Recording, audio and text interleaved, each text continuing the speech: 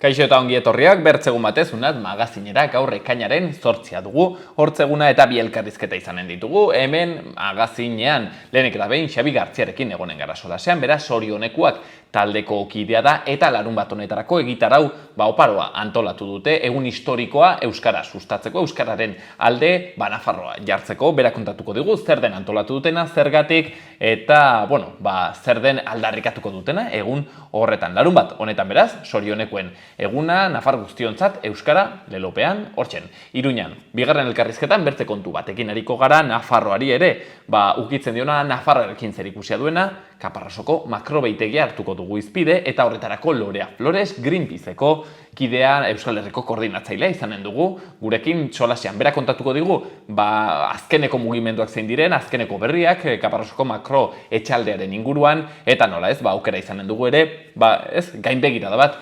egiteko honen inguruan, ikusteko zer den, beti ere kritikatzen dutena, modelo intentsibo eta industrial honen inguruan. Guzti hori baino lehen nola ez, hasiko gara, betiko edukiekin. Lehenik eta behin, efemerideak. 2002an Biarritz Olimpik errukbi taldea, Frantziako txapelduna izan zen finala 28-22 irabaziz SU Agenen aurka. 2004an ekainaren 8an Artizarraren lehen igarotzea milurteko honetan, hurrengoa 2012ko ekainaren 12an izan zen. 2008an Rafa Nadal tenistak irabazi zuen Roland Garros txapelketa. Eta egun berdinean Japonian Tokio erdian Akihabarako sarraskia burutzen Koto Tomohiro 28 urteko gazteak labankadaka 7 pertsona erail zituenean. Gaurko lerroburu nagusiak.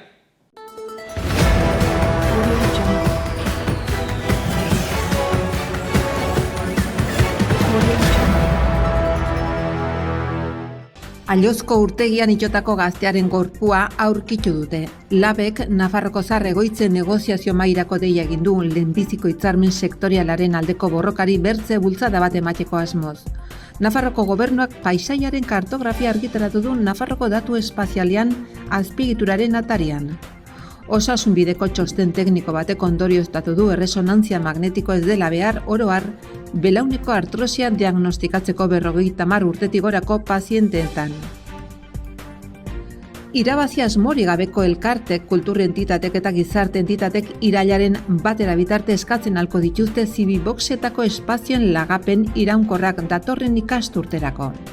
Arrotu zentroko LGTB informazio eskubide eta partaidetza zerbitzu esleitu da, Katxalingorri erakundea da kontratuaren esleipeduna 2 urterako. Mendia Abes Batzak kontzertua sakro eskainiko du igandean Donestebeko elizan. Malerrekan eolikoak izenpean menditzulia bazkaria hitzaldi eta kontzertok eginen dituzte larun batean hilaren 10an Elgorriagan Malerreka bizirik plataformak antolatua. Bizi Connect bizikleta besta izanen da larun batean Lesakan.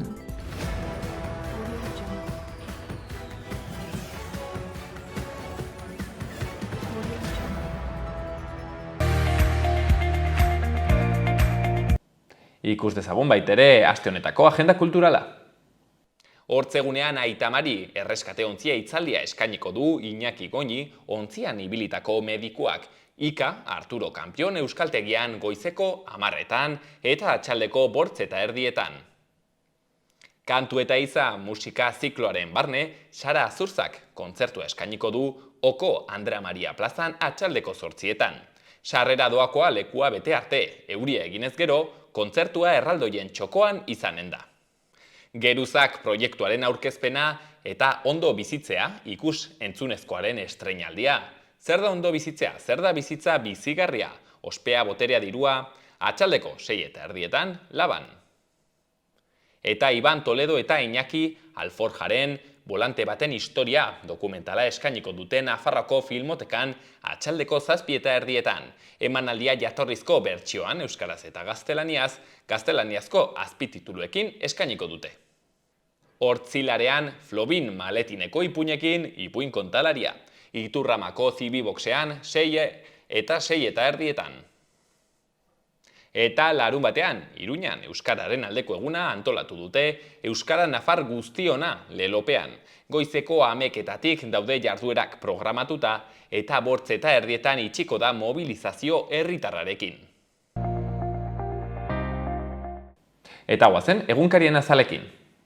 Diario de Notiziasen UEFA osasuna ikertzen ari da 2014ko iruzurrengatik eta Europatik kanpo gera daiteke. Klubak defendatzen du ez zuela inoiz partidarik erosi, horren arduradunak zigortuak izan zirela eta ez dagoela kluba zigortzeko oinarririk. Argazki handi batean, kasino berriko aretoa hainbat trikitixalariz beteta Kepa Junkerari harrera egiteko. Ongi etorria Kepa Junkera izenburuan. Omenaldi hunkigarri bat jaso du trikitilariak Iruñean. Beheko partean, hainbat berri Diario Notiziasen aztalean. Lehenik eta behin, UPN eta PP bananduta joango dira lehen aldiz hauteskunde orokorretara. Olitek akusazio faltsuetan atzera egiteko eskatu dio PPko senatariari. PSN, Geroa Bai eta Kontigo alderdietako 3 aldeko bilerak egin dituzte. Eta bertze berri batzuetan, 36 pertsona organo trasplante baten zain daude Nafarroan. Exakal enpresak 800 lanpostu sortuko ditu Martzillako lantegian eta bainulariaren gorpua aurkitu dute Aiozen itota. Diario de Navarran UPN eta PP austurari eutsi diote eta ez dira batera joango U23ra. Alberto Catalán eta Maria Caballero dira kongresurako eta senaturako lehenak. Argazkian UEFako kopa ageri da. Izenburuan, UEFak Europa gabe utz dezake osasuna. Nazioarteko erakundea osasuna zigortzea aztertzen ari da 2014ko partidetan egindako iruzurrengatik. Berri gehiagotan, gorenak bakarrik bai da bai legearen zigorren beherapena baieztatu du eta zizurreko bizilagunaren gorpua Aiozen aurkitu dute itota. Gara egunkarian, Arartekoak indarkeria matxistaren biktimei poliziak emandako tratua kritikatu du.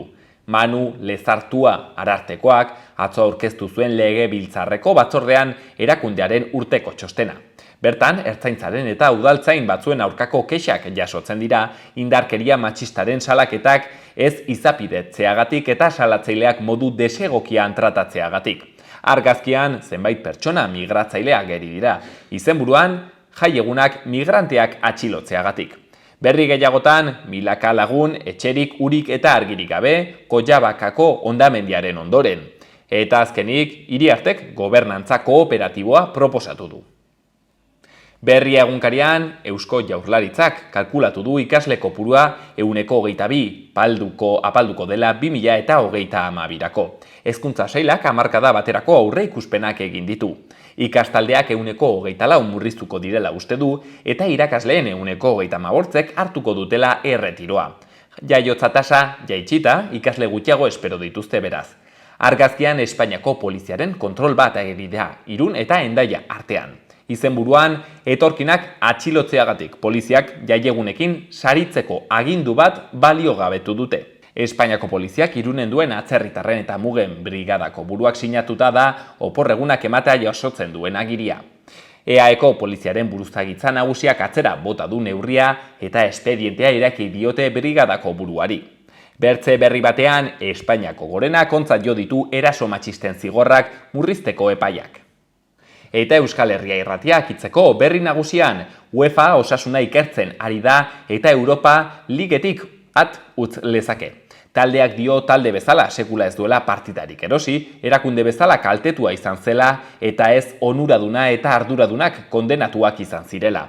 2014ko norgehiagoka salerosketa dago ikerketaren jo puntuan. Alboko berrian, Maria Luisa Mangadoren hitzak. Sekulako poza hartu nuen irulegiko eskua aurkitu zutenean.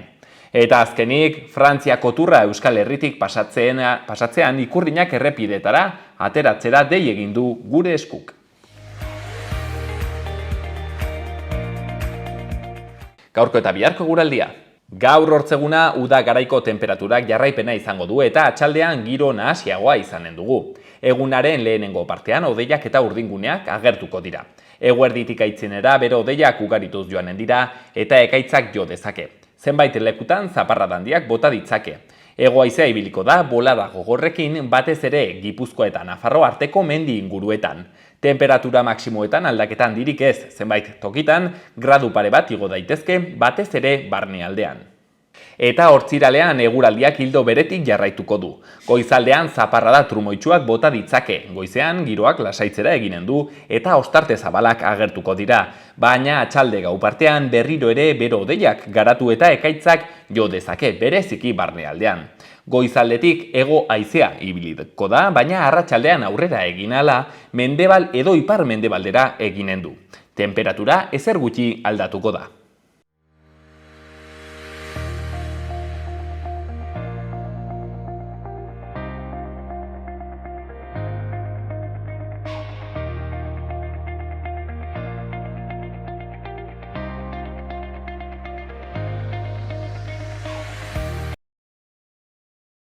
Euskara nafar guztiona.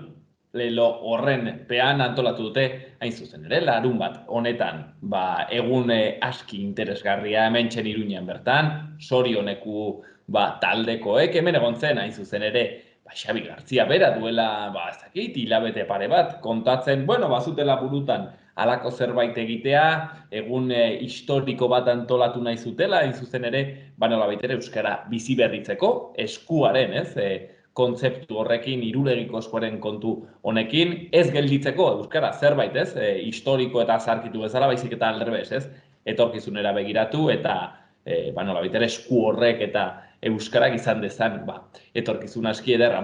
Kontua da, larun bat honetan, eginen dutela iritsi da eguna, bi egun bakarrik ez dira falta, eta hoixen, gaurkoan Xabier Gartzia berriz ere hemen izanen dugu, kontatzeko, zer den antolatu dutena, beraz, Xabi, atxaldeon, eta mil esker, gurean egoteagatik. Arratsaldeon, bai. Xabi, ez dakit, zer moduz daude, ez dakit, nervioak nolago gorputza, pentsatzen dut lanan dana baten ostean, jazta, bi egun bakarrik gelditzen dire. Bai, azkeneko ukituekin, lan pila izaten ari gara egun hauetan, bereziki zuekin, edabideekin ari gara elkarrizketak egiten eta egiten, eta, orain eguraldiaren zain, ematen du euririk ez duela egingo, eta ikusten ari garenarengatik, jendetza etorriko da Iruñera, euskara nafar guztiona dela aldarrikatzera, behin eta berriro argazkiak baino ez ditugulako jasotzen, babes adieraziz zorionekoak dinamikari, bai eskoletatik, bai herrietatik, bai elkartetatik, eta sekulako sarea osatzen ari da, eta sekulako uholdea izango da larun batean Iruña uste dut. Nik behintzat, Xabi, kamiseta horiek ikusi ditut toki andana batean. Ez dakit zuk ere bauzu sentsazioa. Nik ere mugitu izan naiz, ara eta ona eta jai ezberdinetan egon naiz, eta ikusi izan dut bai kamiseta, bai suadera, jendeak erosi du, material salmenta oso ongi joan da, gehiago salduko dugu larun batean ere aukera egongo da kamiseta hau edo txuria, orain jaietarako asko erabiltzen den kamiseta, bereziki igual San Ferminetarako, eta hori izango da material postua larun batean. Xabi, aukeratu zuen leloa, Euskara nafar guztiona, lelo horrenpean antolatu duzue, egun hori, zergatik lelo hori, zer erran nahi duzue, zer adierazi nahi duzue?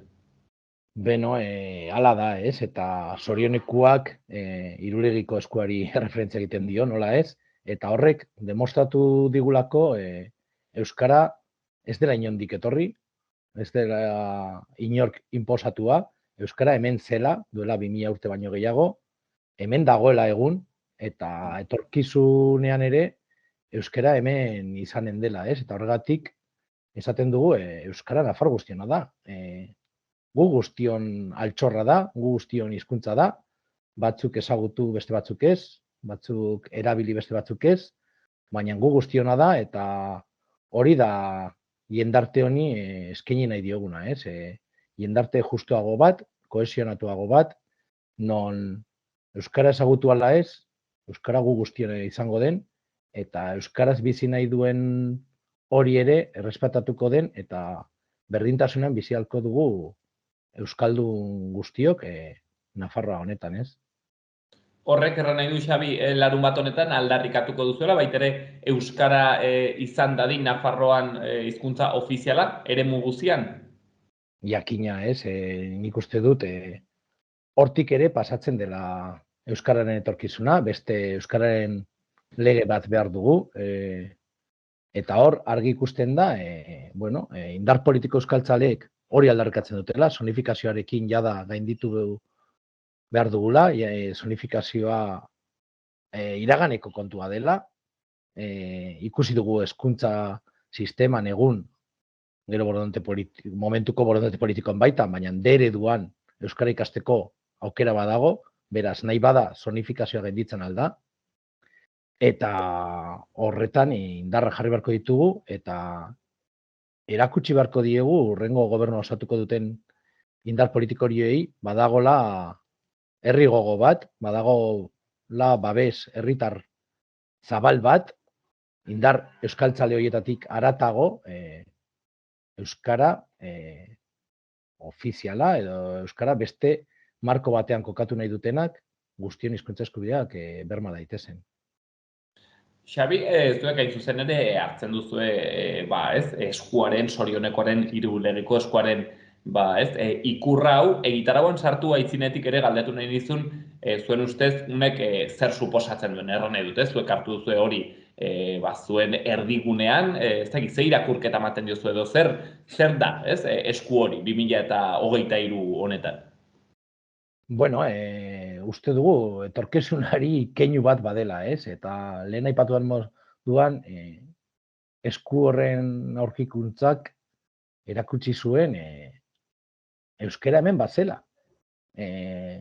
Gure aurreko hainbat eta hainbat belaunaldik euskara erabiltzen zutela, eta euskara lotzen zela zorionekoak hitz honekin ongietorria emateko, eta hori egin nahi dugu larun bat honetan, euskararen lurraldeari ongietorria eman. Nafarroa euskararen lurraldea izan delako eta badelako, eta izango da noski.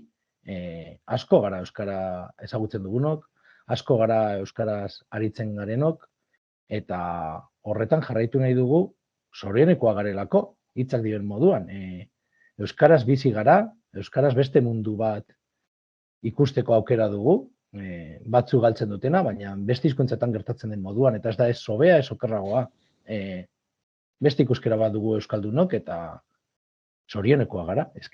Hala da, hitzak berak adierazten du, zer zoriontasuna daukagun euskaldunok hizkuntza honetan aritzen garelako, eta sortea dugu, hainbatek, ikastolan euskara ikastera edo euskaraz ikastera eraman ginduztelako gure gurasordunek, eta egun zoragarria da ere, halako hautua egiten duten hamarnaka, ehundaka lagunek eskolan deredo aukeratuz, helduaroan euskaltegietan euskara ikasiz, hedabide euskaldunak kontsumituz, literatura euskaraz kontsumituz, kultura euskaraz kontsumituz, bertso txapelketaren finala izan genuen orain gutxi hemen Iruñean, non 12.000, 15.000 lagun batu ziren bertxotan ikusteko 8 lagun, hori ez da beste hizkuntzatan gertatzen, eta zorionekoa gara, uste dut hitzak berak dola 2000 urtek ja bazeukala, bere indarra, eta egun askoz indar handiagoa duela. Eta Xabi, gainera, Iruñean, erran nahi dut, horrek ere baduela bere ez dakit durizen zaite erran nahi, edo irakurketa interesgarria, ez da aurkitu dela, leitza batean, horrek, izango zuen, bere irakurketa, baina, ja aurkitzen baduzu hor, Irulegi, dela hemen, Iruñetik hor 5 minutotara kotxez, hori, pentsatu dute Nafarroako sektore batzuetzat izango zela, eskuak emandako zaplasteko handia, erratea, erran edut, Nafarroaren erdigunean justo aurkikuntza hori, nik uste dut pentsatuko zuten, kasi, konspirazio bat zela hau, norbaitek jarri zuela nahi hori hor. Bai, hala komentatu izan dugu, eta horren beste entzuten dugu, bereziki eskuineko indarren gatik, euskara inposatu nahi digute, euskara ez dakit zer, eta lehenengo eta behin, uste dut sekulaztera hemen euskara inposatu, lehenengo eta behin, hemen, egon delako euskara, eta non, eta hortxe, Iruña ondoan Irulegin, eta hemen inposatu, zerbait inposatzen bada, gaztelera da, guztiok, behartua bai kaude gaztelera ezagutzera, eta ez euskara ordea. Euskara hemengoa izan denean, eta aldiz gaztelera ez dakit hemengoa izan den, nik esango nuke behintzat ez dago halako aztarnarik, duela 2000 urte, bai aldiz euskarakoak, eta gerora etorri zen gaztelera, ez diogu muzin egingo alako beste hizkuntza bati, ez gaztelari, ez inglerari, baina behintzat bertakoa zaindu, respetatu eta bermatu behar da, eta ez museko altxor bat bezala, baizik eta hizkuntzak zerbait bizia izanik erabiltzeko gure eguneroko komunikazioan. Ba, hausen, testu inguru hausen irakurketa, hausen mezua, baina, bueno, hortzen dugu, larun batean bertan, ba, egun borobila hemen Iruñean ospatzekoa, eta ba, hortaz galdetuko zaitu. Xabier, zer topatuko dugu larun bat honetan hemen Iruñean? Bai, bere garaian esan genuen, ez? Mobilizazio historiko bat egin nahi genuela, ez genuela nahi ohiko manifestazio bat egin, etorkizunari ateak ireki nahi genizkion, eta horregatik larun batean, bueno, jaien jaia ospatu nahi dugu, egin nahi dugu. Azkenean, bueno, uda giroan sartuak gauden honetan zaila egin zaigu egitarau handi bat antolatzea, eta, bueno, bestelako lanetan ere bagabiltza, mobilizazioa deitu dugunok eta gure zailtasunak izan ditugu prestaketa honetan guztian, baina, bueno, Boskezioan, Antoniuti inguruan, zen Antoniutitik aterako da arratsaldeko 5:00 mobilizazio herritarra, Boskezioan, bueno, ekimen ezberdinak prestatu ditugu, familian eta lagun artean etorri ahal izateko, 11:00 aurrera bertan gauza ezberdinak izango dira, izango da tailer bat eskuak egin eta margotzeko, puzgarriak eta gaztentzako jolasak egonen dira, erraldoien kalejira bat egongo da, dantza ikuskizuna izango dugu, gerora gora bihotzak aurrentzako ikuskizunare izango da bertan, hori guztia badoa jarraian dena ongi lotuta, Gaztelu plazan Labaren lokaletan, Laba elkartearen tabernan, DJ Bermuta izango dugu, kantuz ere izango da Aldezarrean barna, Baskari herrikoia. Bueno, uste dut, zeo zer badagola Iruñan, badago zer ospatu, badago aitzakia Iruñera egun osoan etortzeko Euskaren aldeko jai honetara, aldarrikatzera Euskara nafar guztiona dela, eta gazteraz ere esaten dugu, de todas y todos, esan nahi dute, erdal jendarte hori ere euskaltzara izango dena, gonbidatua dago, ez da soilik euskaraz aritzen garen on jaia, nafar guztion jaia delako, eta gero ja da, arratsaldeko 5:00 Antoniutitik mobilizazio herritarra abiatuko da. Mobilizazio hau, ez dakit más o menos badakizuen, bueno, bai, jakinen duzu edo, ibilbide izanen duen, bizket guk jakiteko? Bai, kaleekin nahastuko naiz. Ez, bueno, baina, bueno, gutxi gora bera. Berezia egingo dugu, Iruñan kontu ezberdina daudelako asteburu honetan orduan zaila izan da, amaiera bat bilatu, gauza ezberdina daudelako eta plaza ezberdinak okupatua daudelako, baina Antoniutitik Doniban Iturramaldera entzaterako gara, buelta al Castillo delako horretara, eta hor, buelta eman da, Pio 12 hartu, eta Boskezion bertan bukatuko da mobilizazioa, ez da ibilbide oso luze izango, eta imaginatzen dugu gainera, ibilbide laburra izan da, lepo egongo dela ibilbidea, jendetza hurbilduko delako Iruñera, horixe bera aldarrikatzera, Euskara nafar guztiona dela. Hortzen, gonbitea, hemendik bait ere, egun horretan, larun bat honetan parte hartzeko bertan, egin diren ekitaldietan, eta gero, 8:30 Antoniutetik aterako den manifestazio horretan, edo mobilizazio horretan, egunean zer, haitu dugu, dantza txaranga eta jarrak, denetik egonen dela, hitzaldirik ez dago, hori ez? Hori ez dago, egun horretan, horretarako badugu, urtearen gainerako egun guzti horiek, gainera jendetzarekin hitzaldiak egitea ere. Ez da erresa, beraz, eguna kalean egoteko eguna, Euskara kalera ateratzeko eguna, hortzen, larun bat honetan. Eta, ez dakit gero pentsatzen dut, Xabi, egun honen ondotik, ez dakit, deskansoa hartuko duzuela, eta hoxen, ez dakit pentsatu duzuen gerora zerbait egitea edo, printzipioz, egun honekin aski izanen da oraingoz, sorioneku ekimen edo mugimendu honentzat.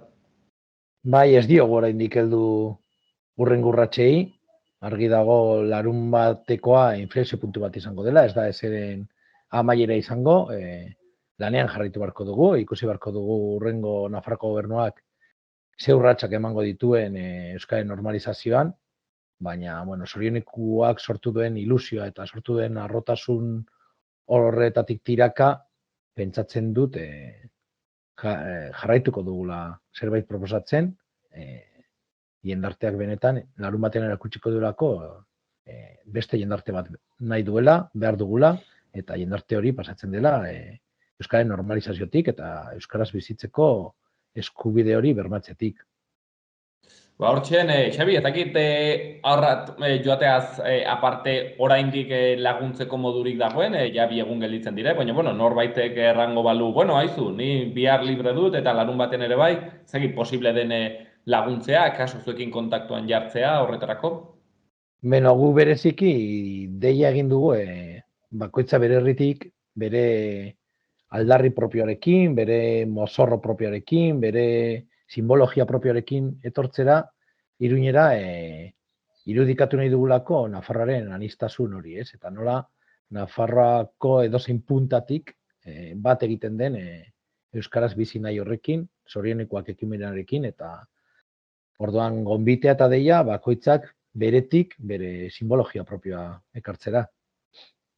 Ba, gonbite horrekin utziko dugu, hemendik baita ere, ba, errepikatuz larun batean, badugula egun aski ederra sorionekoak, Nafar guztiak, Euskaldunak sorionekoak izateko, eta ba, hoxen, ez, Euskara Nafar guziona izateko, bueno, ba, hortxean utziko dugu, gaurkoan Xabi Gartziarekin hain zuzen ere solasean egon gara, hemen egon zen, duela hilabete batzuk promes egin zuen mobilizazio historiko bat eginen zela, eta hemen txen dago. Larun bat honetan, mil esker handiz, Xabi, ba, egindako lanagatik, eta ea, zer moduz ateratzen den larun bateko egun hori. Eskerrik asko zuei, bai.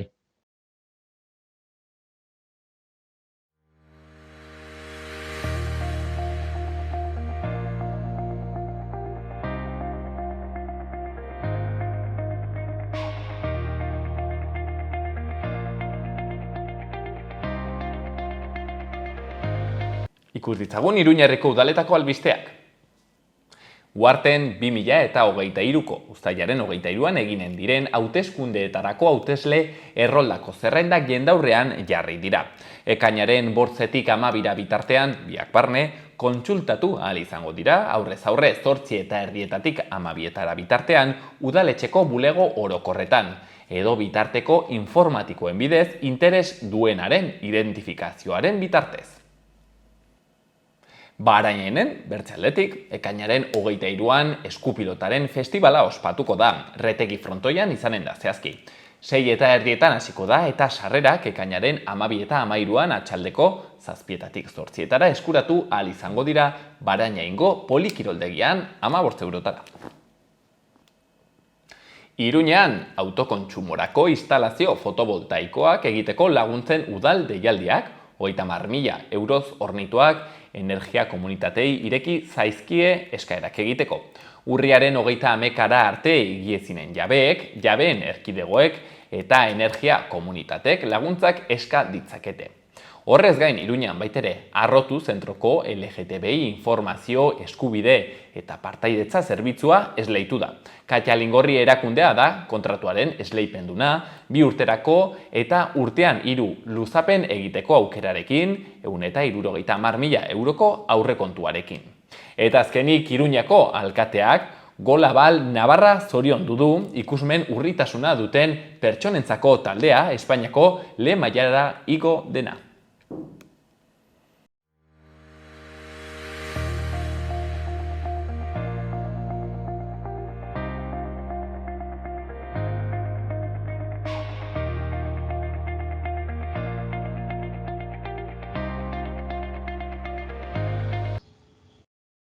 Ba, duela egun batzuk, ekainaren 8ean, zehazki, hortzen egin zuten Nafarroako, Kaparrosoko makro behitegiaren aurkako plataformako kidek prentxaurreko bat, hain zuzen ere horrakitzen zen helegiteak egiteko epea, eta aprobetxatu zuten momentu hori, berreskuratzeko nolabait ere gai hau eta aipatzeko Nafarroako gobernuak, nolabait ere hor ez duela erabat, argi uzten ari bere posizioa, hortzen bai edeodietak enpresa honek ari du nolabait ere zirrikituak bilatzen proiektua handitzeko, eta, pixket hori zertan datzan hobe ulertzeko Lorea Floresekin egonen gara, Greenpeaceko Hostelerreko koordinatzailea, eta hemen plataforma honen kidea baita ere dena, eta, orduen hontaz solastuko gara, eta horren aritik, nola ez, berriz ere berreskuratu gai hau, Kaparrosoko makrobeitegiarena, beti ere garrantzizko, kontua dena klabea, batez ere orain idorte eta sekia garai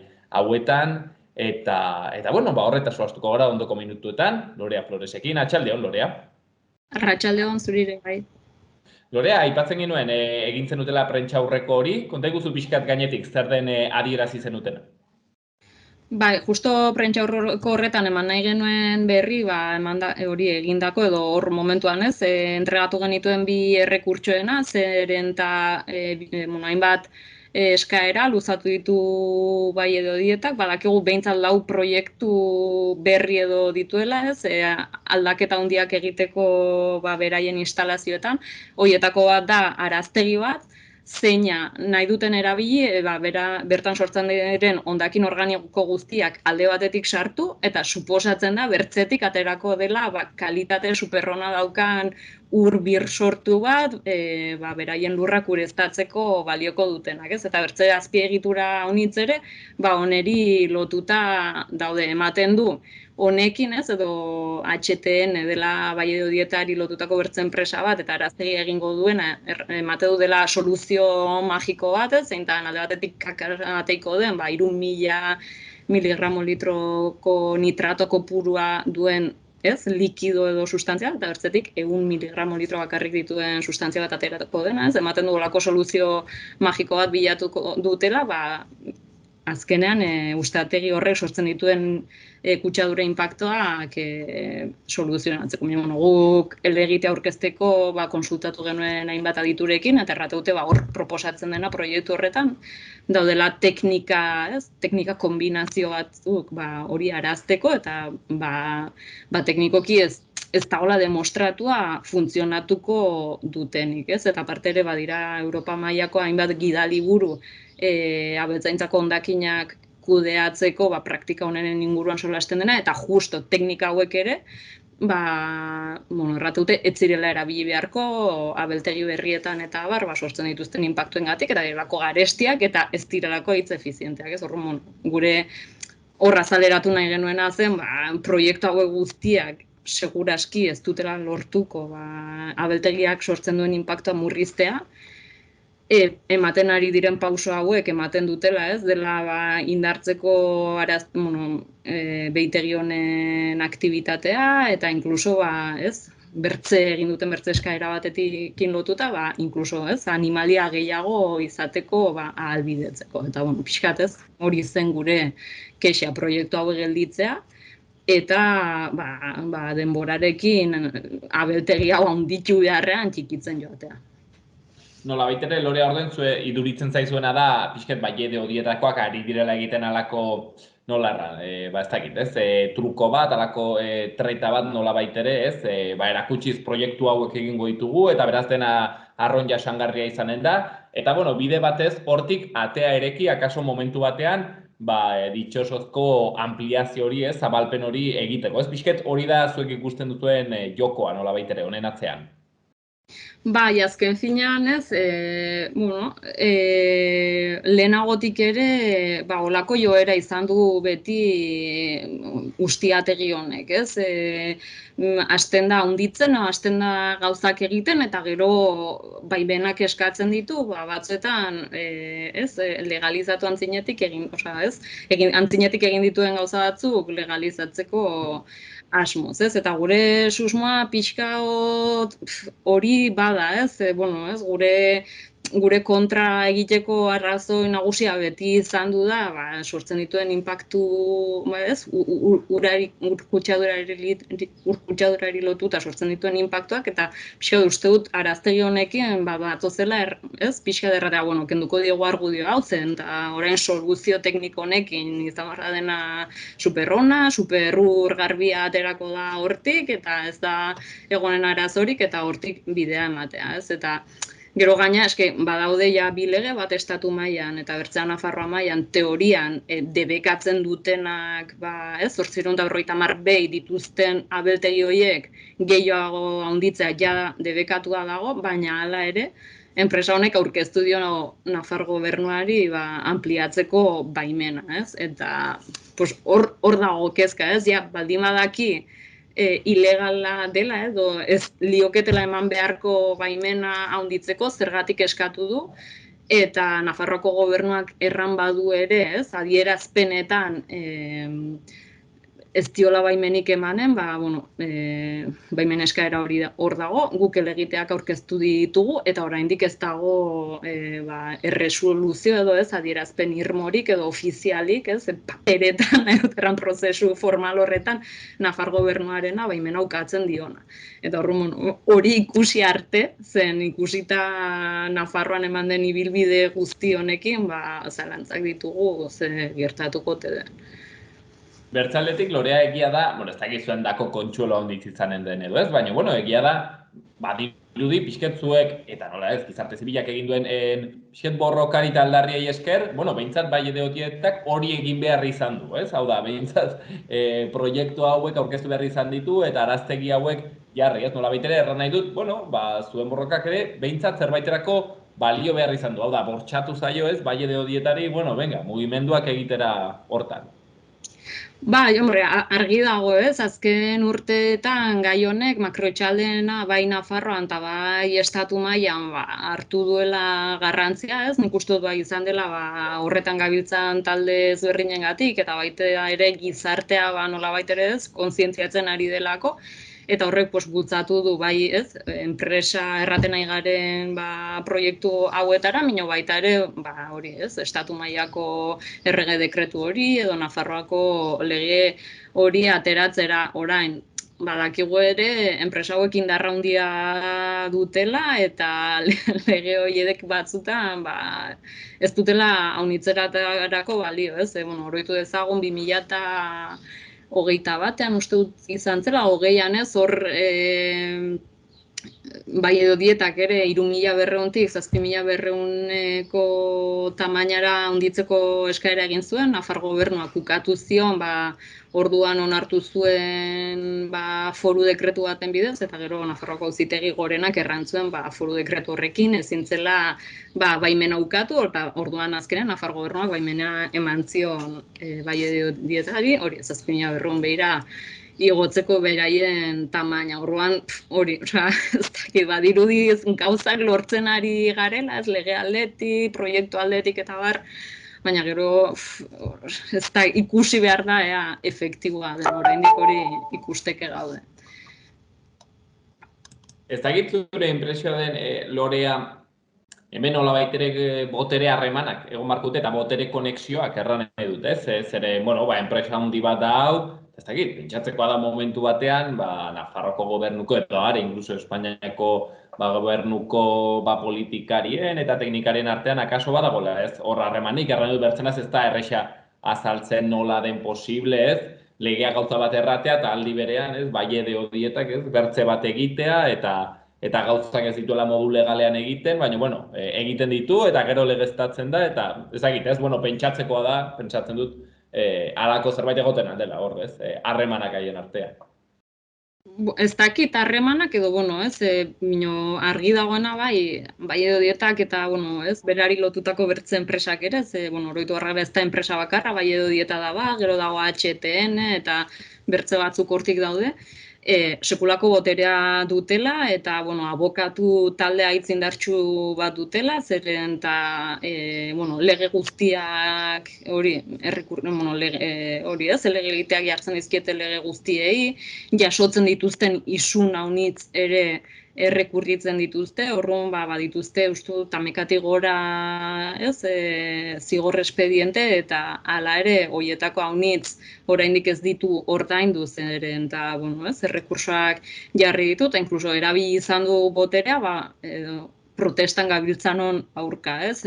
Oroitzen mara, dela urte pasatxo, hori aurreko urteko martxoan izan genuen hori ez, adiskidetze prozesu bat, zeren hori, egin nuen txosten bat parlamentuan entregatu, eta bai edotietak erraten zuen txosten hori gezurra zela, enpresa iraintzen genuela, beraien izenon zikintzen genuela, eta horregatik salaketa bat jarri behar omen zigun, ez? Gero pasada urte bat adiskidetze ekitaldiaren ondotik, momentuz ez zaigu salaketaren berri iritsi, orduan uste dugu ez dela iritsiko, baina bueno, ez? Ibilizun bere botere edo estrategia hori gu isiltzeko asmoz ere. Urrun, enpresa hauen boterea handia dela eta segurazki protestan ari garenei bezala, administrazioari ere olako presioak erango dizkiola, argi da.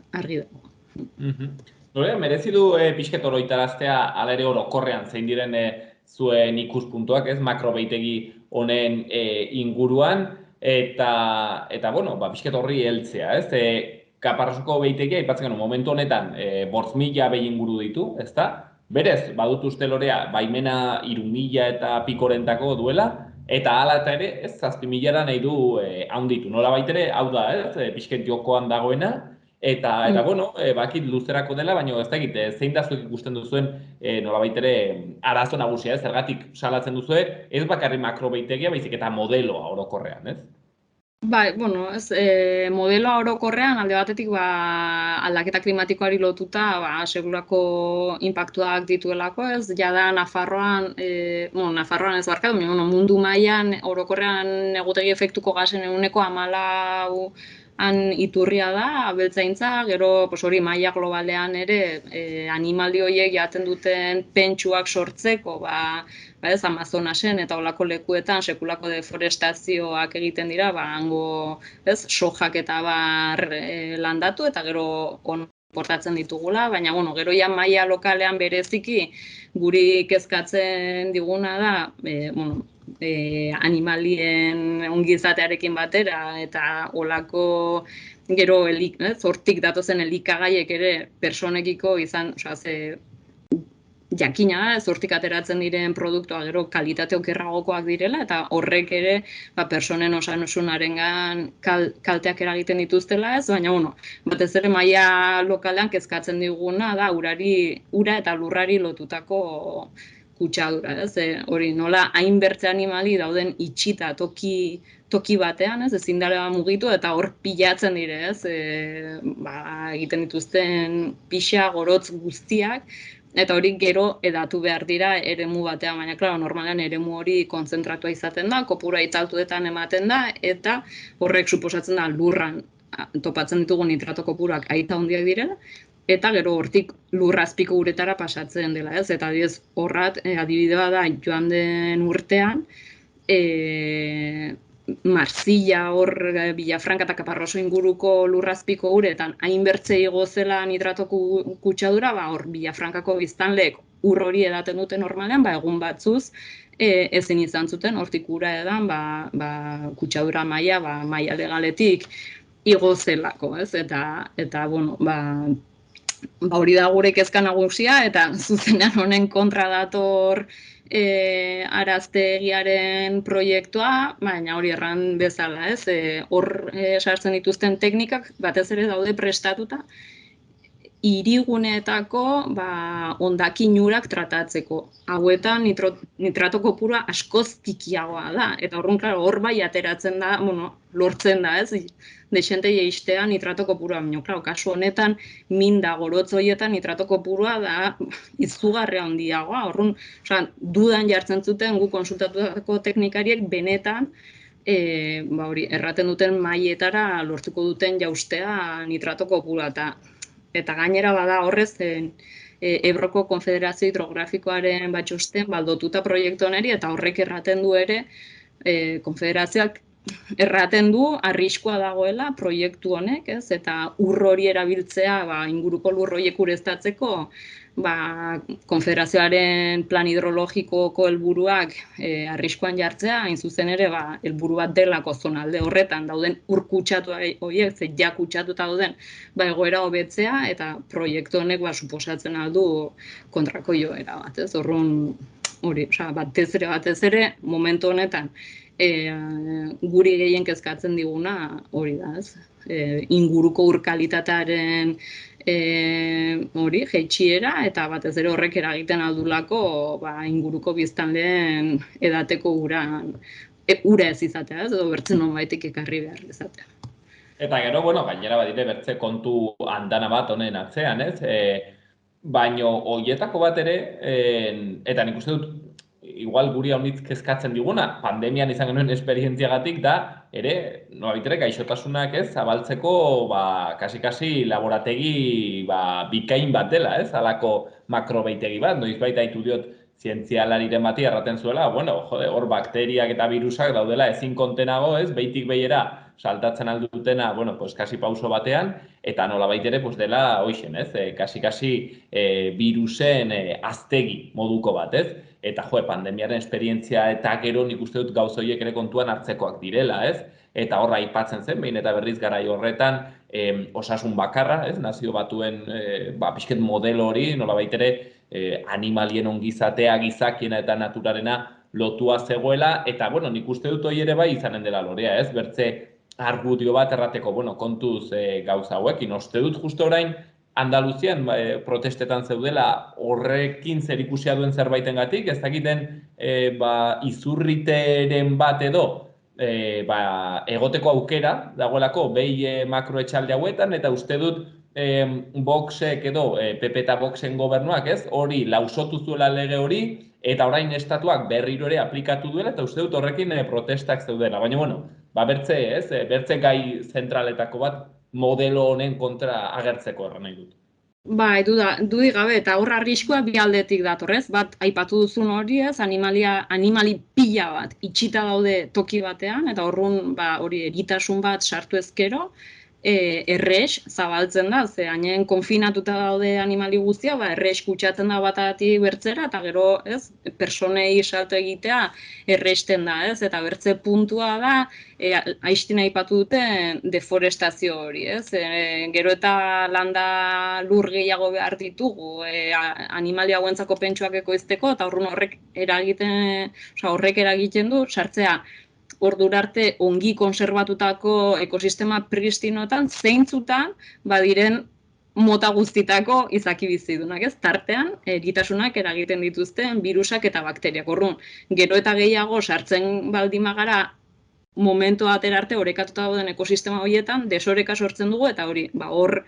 modu kontrolatuta dauden eritasun batzuk askatu daitezke, eta hori, gizakiaren gana errexago pasa. Eta bai, hori aipatzen zenuen hori, ez da Andaluzian, Gaztela Leonen da, eta hain zuzenen hori da, badago tuberkulosia hori dagoen eritasun bat, haunitzetan behietan ematen den, eta egia da kontrol zorrotzak daudela, eta uste dut horregin nahi zuten zen lausotzea, ematen diren kontrola Gaztela Leonen, baina ontzeko, bertze foru edo komunitate autonomak pixkat itxi dira, ze arrisku bat suposatzen du kontrola lausotzea, eta gelditu dira Gaztela Leonen ezin bertze tokietara seguraski haien animaliak edo produktua saldu, horregatik berriz ere baina bai, gai komplikatua da, eta, bueno, pentsatzekoa, hori gero eta animali gehiago estututa egon,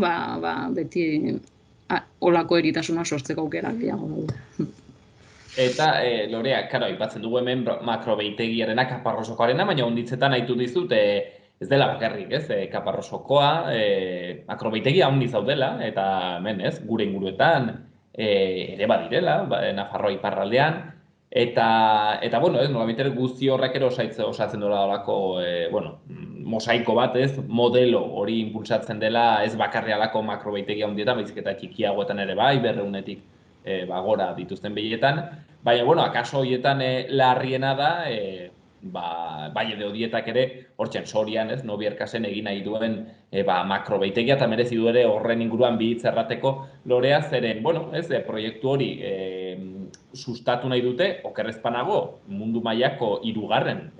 Makrobeitegia handiena izanen zena, eta irakurri dut Lorea datu harrigarri bat, erraten zuela, 23.000 behi, sartu nahi dituztela makrobeitegi honetan, 120 hektareako espazio batean, horrek erran nahi du, ez da gizte zifrak ematen dituen, baina, erabat behintzat ikuspuntu ekologiko batetik kezkagarria, den zerbait datu bat. Bai, hor kezkagarria, zen eta iraganean solastuko dut, ze naizta ezin dugun guztiez ospatu oraindik garaipena, uste dugu Espainiar Estatuak onartu zuen errege dekretu horrekin jartzen duela, tamaina maksimoa 850 behietan, pentsa 33.000 nahi dituzte eta 850etan dago topea. Uste dugu, ze gaina artikulu bat, zeukan erraten zuela, naizta aurkeztua egon, prozesuaren ahitz hasieran baldin badago proiektu bat, hori ere geldituko zela, orduan berez, ez du etorkizunik ja proiektu horrek, orduan hori solastuko dut iraganean, baina, bai, hori honen arazo batzen, daukan tamaina, eta lehen solastu dudan bezala, horrek eragin zezaken ur-kutsadura eta lur-kutsadura, etzela bakarrik Sorian geldituko edo Nobierkasen, segura eski inguruko komunitatetara edo erkidegotara zabalduko zen, zeinen handia den instalazio bat, nahi eta nahi ez pentsa Kaparrosokoak ditu 7.000 behi, eta Nafarroan 23 udalerritan zabaltzen dituzte euren gorotzak, 8.000 hektarea behar dituzte. Orduan, 23.000 behirekin, ezin da pentsatuta, gero bertzetik ere, eta hor, adiez, Dueroko konfederazioak, zeukan zalantza bat, urpila bat behar dute, bai urak behiek edango dutena, baina baita posango garbiketak egiteko, eta zalantza zegoen ere baimena ematen bazioten ur kantitate handi hori behar duten hori erabiltzeko, gainontzeko behar guztiak estaltzeko ur aski egonen zen, arro horretan. Orduan alde horretik ere konfederazioak zituen zalantzak baimena emateko, baina hori diodanez onartutako lege berri hauekin ematen du garaipen badagoela, baina badakigu ere abokatuek lege honen aurka, dietaren abokatuek lege honen aurka jo behar dutela, eta hori, erran duten alden ematen du guzila norabide honin, baina ikusi beharko da egitan egikaritzen diren gero neurri hauek guzti. Behintzat, ematen du garaipen txikia handi baten antzinean gaudela. Lore, horren inguruan leheneu pentsatzen, ezagitala izanen den, baina, erraten zuen, 120 hektarea direz, eta 23.000 behi, eta, nik uste dut laguntzen duela pentsatzea horren dimensioa, konparatzen badugu igual estensiboarekin, ez? Eta, estensiboan pentsatzen dut variable handiz daudela, baina, orokorrean pentsatzen dut hektarea bakoitzeko, ez dakit, 4-5 behi egonen direla, ez dakit zenbat gehiago, ez? Eta orden, demagunez, kalkulo hori egiten baduzu, 120 hektarea, eta bakoitzean berez estensiboan izan beharko ziren 4-5, demagun, ez dakit, ez? 800 behi, 600 jartzen alko ziren, suposatzen da, 120 hektareatan, ez? Eta orduan ikuste horrek laguntzen du, 500 behi egoten alko ziren tokian, 23.000 jarri nahi badituzu, ze gauza berexia den. Hori da, eta zuk 4 erratu duzu, berez, adibidez ekologikoan aritzeko, uste dela behi eta erdi hektareako, ez direz 4, zire behi eta erdi ez, eta horrek kontutan hartuta, lur horrek daukan kapazidade animali horiek elikatzeko, eta hori animali horiek sortzen dituzten hondakinak asimilatzeko, ze hori neurri bateraino hondakin horik edo nitrato hori ona da, ongarri bat da lurrarentzat, orduan kopuriak batzutan lurrak asimilatzen du eta bere produktibitatearentzako ona da, hemen kontua da, lurrak daukana ahalmen horretatik edo urak ibaiak ez, berez natura hitz inteligentea dela erraten dugunikan ez da alferrik, du gaitasuna ez, depurazio horretarako natura gauza da, soportatza duten karga hori, pasatzen dugula, hori, milak aldiz superatzen duguna ez, eta horren prozesu natural guzti horiek ondatzen direla, eta horri ikusten da ere ez, ze dependentzia izan entzuen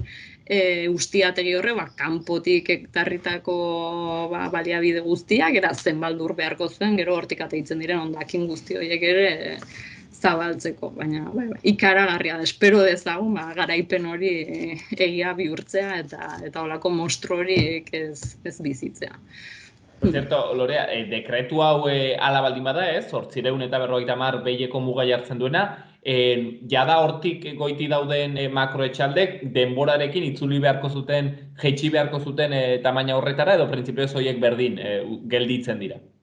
Errege dekretu honek erraten duena da mantendu daitezkela, ezin direla handitu, ez? Zentzu horretan horregatik Kaparrosokoak ezingo zuen bere animali kopuruetan gora egin, baina ez du bide horririk ez hartzen murrizketa hori emateko, eta hori bai bada gure aldetik demanda, eskaera bat, jarri beharko zela bide hori, uste dugu dela irtenbide bakarra, animali karga gutxitzea, ezin da, ez daude soluzio magikorik, ez daude soluzio teknologikorik. Irtenbide bakarra da, daugagun animali kopurua, lehen erran duguna lur horrek duen gaitasunari egokitzea, eta gainera, aipatu behar da, ze legeak 850 behitan jartzen du kopuru, adibidez, hainbat talde ekologista edo inkluso ekologikoan eta ingurumen kezka hori duten hainbat abeltzainen sindikatuetan ere eskatzen zuten 150 behitan jartzea muga.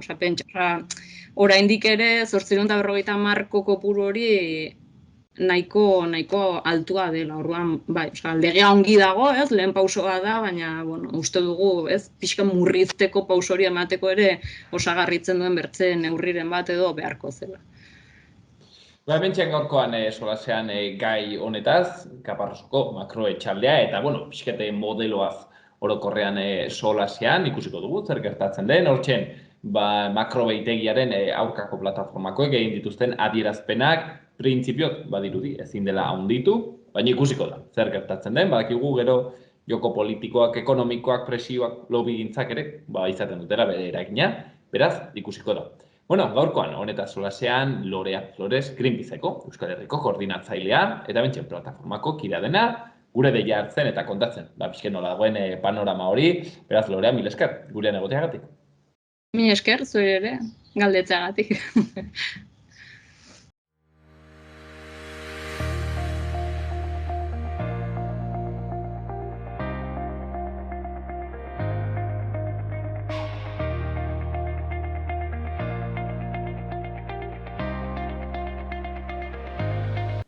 Bauxen, gaurkoz eskaintzeko genuena, bukatzeko sorionekoak kantarekin utziko zaituztegu, izan ere larun batean, aipatu dugun bezala gure elkarrizketan, egun hori ospatuko dute Euskararen aldeko eguna hemen Nafarroan, eta, haiek atera zuten kantarekin, itxiko dugu gaurko saioa. Bihar arte. Esku bat nahi dut. Emaidazu esku bat. Esku bat, Emaidazu.